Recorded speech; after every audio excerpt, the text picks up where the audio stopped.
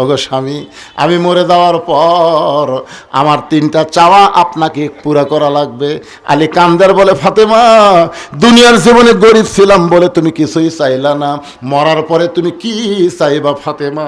ফাতেমা বলে, 1 নম্বর চাওয়া হলো রাতের অন্ধকারে আমাকে দাফন করবেন, আমি রাতের অন্ধকারে মৃত্যুবরণ করব, আর দিনের বেলা যদি আমার কবর দেন আমার পর্দার খেলাফ হবে, দুনিয়ার মানুষ দেখবে ওইটা ফাতেমার কবর। কবর কত বড়, তাহলে ফাতেমা এত বড়। ওগো স্বামী, রাতের অন্ধকারে আমাকে কবর দিবেন। আমার 2 নম্বর চাওয়া হলো আমার কোনো জানাজার ব্যবস্থা করবেন না। আলী কান্দার বলে, ফাতেমা, তুমি নবীর কলিজার টুকরা, তোমার জানাজার খবর শুনলে হাজার হাজার মানুষ জানাজায় শামিল হবে। ফাতেমা বলে, আমার লাভ কি? হাজার হাজার মানুষ যদি দোয়া করে ফাতেমা ভালো, আর আপনি যদি বলেন আমার বউ ভালো না, ওই হাজার মানুষের দোয়া দিয়ে ফাতেমার কোনো লাভ হবে না। আর দুনিয়ার সব মানুষ যদি বলে ফাতেমা খারাপ, আর আপনি যদি বলেন আমার ফাতেমা ভালো, ওই স্বামীর সার্টিফিকেটে ফাতেমার 8টা জান্নাতের দরজা আল্লাহ খুলে দিল। তাহলে বউ ভালো হওয়া লাগবে কার কাছে? দেওরার কাছে? কথা কয় না কেন? কথা কয় না কেন? বউ ভালো হওয়া লাগবে স্বামীর কাছে। আমাদের গুলো ল উল্টে কয়, খালি তুমি আমাকে দেখতে পারো না, খালি তুমি। গোটা পাড়া ঘুরে দেখো, আমার বিরুদ্ধে কেউ নেই। আমি কই, কে রে, পাড়ার লোক তো যদি ভালো কয়, তুই কি ওভার ডিউটি করিস নাকি রে? কি ভাবতেছেন? আমার মায়েরা খালি কুটকুট করে শুনতেছে আর হাসতেছে, কিরে হুজুর এলাকাটা কুটি বাইরে। মায়েরা শোনেন, যদি জান্নাতে যাবার চান নিজের স্বামীকে খুশি করে জান্নাতে যান। রাসূল বলেছেন, আল্লাহর পরে কাউকে যদি সেজদা দেওয়ার হুকুম থাকতো তাহলে প্রত্যেকটা বউকে বলতাম স্বামীর পায়ে সেজদা করো। আল্লাহ ছাড়া কাউকে সেজদা দেওয়ার হুকুম নাই। এ কথার দ্বারা নবী বুঝাইলেন আল্লাহর পরেই মেয়ে মানুষের সবচাইতে দামি ওই ব্যক্তি হলো তার মহান স্বামী। এদিকে কি গল্প শুরু হলো? এই নিজের ভাইরাই প্রতিদিন ওয়াজ শোনে তো, ওর কারণ কি গল্প রে, কেরা এরা পাগলা হয়ে শুনতেছে আর এরা গল্প মারতেছে। তার মানে কিসের লোক নাই? একটু মনোযোগ দিয়ে শোনেন ভাইজান। আমার 3 নম্বর চাহিদা হলো আমার লাশটা খাটনিতে তুলবেন না। ফাতেমা বলতেছে আমার লাশটা খাটনিতে তুলবেন না। আমি ফাতেমা হিসাব করে দেখলাম 4 জন পুরুষ মানুষ খাটনি কান্দে নিবে, কিন্তু দুনিয়াতে ফাতেমার 4 জন পুরুষ নাই। যদি আমার বাবা থাকতো দুনিয়ায়, মরা মেয়ের লাশের খাটনি বাবা কান্দে নিবার পারতো। আমার হাসান হোসেন যদি বড় হইতো, মায়ের লাশের খাটনি কান্দে নিবার পারতো। ওগো স্বামী, আপনি আমার লাশটা কান্দে করে নিয়ে ওই জান্নাতুল বাকির পূর্ব কোণায় দেন। আপনি যদি আমার কবর খুঁড়তে কষ্ট হয় তাহলে আপনার একান্ত বন্ধুকে বলবেন সে যেন গোপনে আমার কবর খনন করে দেয়। হযরত আবু যর গিফারির কাছে গেল। আবু যর গিফারি কবর খনন করতে গিয়ে 3টা কথা বলেছিল।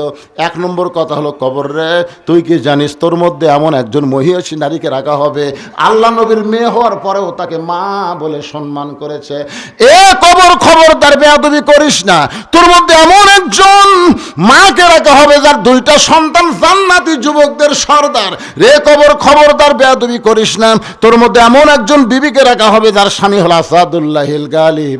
এই কথা বলে যখন কোদাল মারতে চায়, কবরের মধ্যে থেকে শব্দ আসতেছে, ও কবর, আবু যর, কার মা কার মেয়ে কার বিবি এইটা কবর দেখবে না।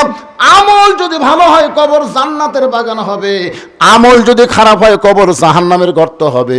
এটা কিন্তু ফাতেমার জন্য বলা হয়নি, এটা বলা হয়েছে আমাদের জন্য। জোরে গান ঠিক কিনা? তার মানে বোঝা গেল কবরে যাইতে গেলে আমলহীন কবরে যাওয়া যাবে না। আপনি কবরে যাওয়ার পরে 1 নম্বর প্রশ্ন করবে, মান রব্বুকা। কি প্রশ্ন? মান রব্বুকা, তোমার রব কে? আপনাকে বলাই লাগবে না। আপনি যে নামাজ পড়েননি, আপনার পক্ষে নামাজ খাড়া হবে। এই মুনকির নাকির, কাকে রব সম্পর্কে প্রশ্ন করতেছিস? মুনকির নাকির বলতেছে এ যাই শুয়ে আছে কবরে, কে বলে আরামের ঘুম দিল। আবার মান রব্বুকে প্রশ্ন করিস, বলে আপনি কে? বলে আমি হলাম ওনার নামাজ। আমি হলাম ওনার নামাজ। তুমি জানো সারা জীবন কয় ওয়াক্ত নামাজ পড়ছে? মুনকির নাকির আমাকে কাফিল কাল্লা, তুমি কবুল করে নাও। তোমার মসজিদকে সামনে রেখে যারা এত বড় আয়োজন করেছে আল্লাহ, তাদের সকলকে 5 ওয়াক্ত নামাজ মুমিনা শুয়ে আছে আল্লাহ সকলের আরওয়াহ ফরহাদিয়া কবুল করো।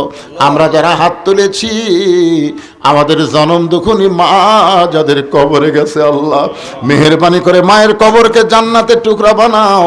বাবার বাড়ি ঘর সবই আছে, দরদের বাবা যাদের এতিম হয়ে কবরে শুয়ে গেছে আল্লাহ মেহেরবানি করে বাবার কবর জান্নাতের টুকরা বানাও। আমাদের দাদা দাদি নানা আত্মীয় স্বজন কবরে চলে গেছে, কবরকে রিয়াজুল জান্নাহ কবুল করো। আজকের মাহফিলে নগদে বাকিতে যারা দান করেছে আল্লাহ সকলের দানগুলোকে জান্নাতের বিনিময়ে কবুল করো।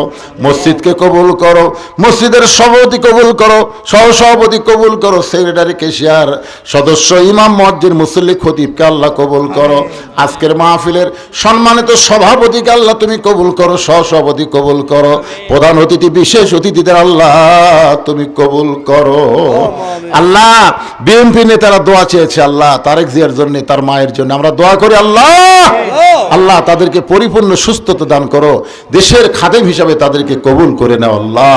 আয় আল্লাহ অনেকে অনেক দোয়া চেয়েছে, কেউ অসুস্থ, কেউ বিদেশে আছে, কেউ ক্যান্সার রোগী, আল্লাহ সবার জন্য দোয়া করে আল্লাহ সবাইকে সুস্থতা দান করো, শান্তিতে রেখো আল্লাহ। আল্লাহ প্রতি বছর এই গ্রামের তোমার বান্দারা যেন এরকম একটা করে মাহফিল করতে পারে এমন ইমানি শক্তি এদেরকে দান করে দাও আল্লাহ। গোটা ধর্মপুরের উপরে আল্লাহ তুমি রহমত বরকত নাজিল করে মিলেমিশে মহব্বতে সবাইকে বসবাস করার তৌফিক দাও।